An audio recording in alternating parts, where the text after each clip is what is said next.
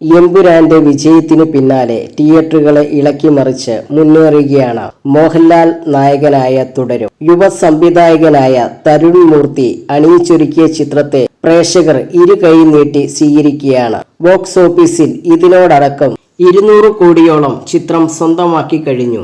KR സുനിലിനൊപ്പം സംവിധായകൻ തരുൺ മൂർത്തിയും ചേർന്നാണ് തിരക്കഥ രചിച്ചത്.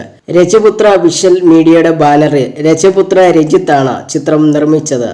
ഇപ്പോൾ തുടരും സിനിമയിലേക്ക് ശോഭനയെ കാസ്റ്റ് ചെയ്തതിനെ കുറിച്ച് സംസാരിക്കുകയാണ് രഞ്ജിത്ത്. താൻ ശോഭനയെ കാസ്റ്റ് ചെയ്യുന്നതിനു മുമ്പ് ജ്യോതിക ഉൾപ്പെടെ പലരെയും ആലോചിച്ചിരുന്നുവെന്നും അപ്പോഴൊന്നും ശോഭനയിലേക്ക് തങ്ങൾ എത്തിയില്ലെന്നും രഞ്ജിത്ത് പറഞ്ഞു. പിന്നീട് എപ്പോഴൊക്കെയോ ആയിട്ട് തരുണും ശോഭനയുടെ പേര് പറയുന്നുണ്ടായിരുന്നുവെന്നും അങ്ങനെയാണ് താൻ അവരെ സമീപിച്ചതെന്നും അദ്ദേഹം കൂട്ടിച്ചേർത്തു. ഇത്രയും വലിയ സിനിമയ്ക്കായി അവർ വരുമോ എന്നുള്ളതിൽ സംശയമായിരുന്നുവെന്നും രഞ്ജിത്ത് പറഞ്ഞു. 1-2 ഡെസ്കിനോട് സംസാരിക്കുകയായിരുന്നു അദ്ദേഹം. ശോഭനയ്ക്ക് മുമ്പ് നമ്മൾ പലരെയും ആലോചിച്ചു. ഒരു സ്ഥിരം കോമ്പിനേഷൻ വേണ്ട, പിന്നെ ഇത്രയും കുട്ടികളുടെ അമ്മയാകണം, അത് ഒട്ടുമുക്കാൽ പേരും ആകില്ല.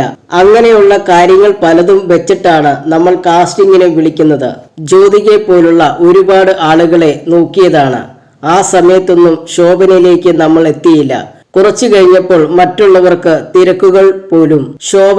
ശോഭന എന്ന് തരുൺ പറയുന്നുണ്ടായിരുന്നു, സുനിലും പറയുന്നുണ്ടായിരുന്നു. ശോഭനയെ കുറിച്ച് എല്ലാവർക്കും അറിയില്ല. ഒരുപാട് പ്രോഗ്രാംസും മറ്റും ഡാൻസ് ക്ലാസ്സുമൊക്കെയായി കലയ്ക്ക് വേണ്ടി ജീവിതം അർപ്പിച്ചിട്ടുള്ള ഒരാളാണ് ശോഭന.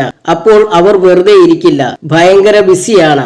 അത്തരമൊരാൾ ഇത്രയും വലിയൊരു സിനിമയിലേക്ക് വരുമോ എന്നുള്ളതിൽ സംശയമുണ്ടായിരുന്നു. പിന്നെ ഒരു കാര്യം, 2 തരത്തിൽ ഷൂട്ട് ചെയ്യണം. മഴ ഉള്ള കാലവും മഴയില്ലാത്ത കാലവും ഷൂട്ട് ചെയ്യണം. അതുകൊണ്ട് തന്നെ ഒരുപാട് ബുദ്ധിമുട്ടുകളുണ്ട്.